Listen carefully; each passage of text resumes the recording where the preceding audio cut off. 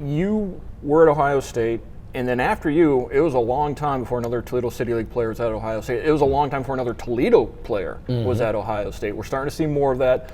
Have you seen Toledo football, high school football, improve over the last 25 years? Absolutely, absolutely. I think it may took a step back when we split from the track and only went with the city league, but it took a step back, but it also got a chance to make the city teams flourish a little bit more. And Northwest Ohio has some great football. It's a lot of talent around here, and just down the street that way and just down the street that way. I won't name either one of those teams.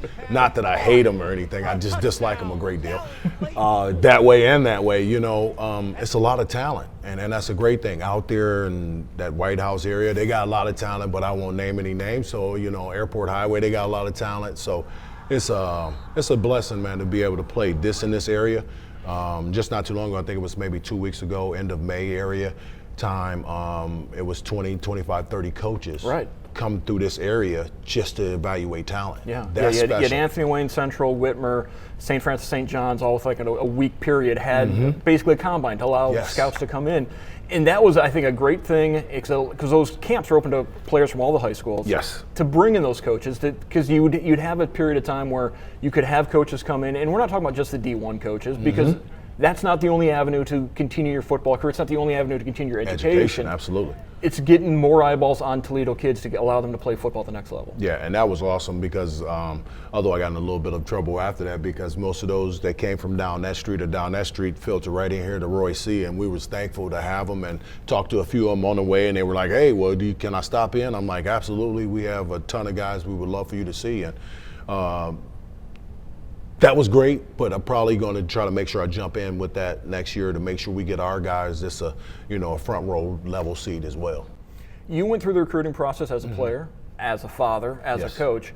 How has recruiting changed? What have you learned through that recruiting process to allow you to be a better head coach, to allow your players to move on to the next level? I think it's just the what you know, and everybody, oh, it's who you know. Nah, it's the what you know, because some of the questions you go in there and you don't ask, and then you find out, well, this school doesn't even have nursing when you were going for the nursing program. Well, now I need to, reevaluate, and I didn't talk to that school.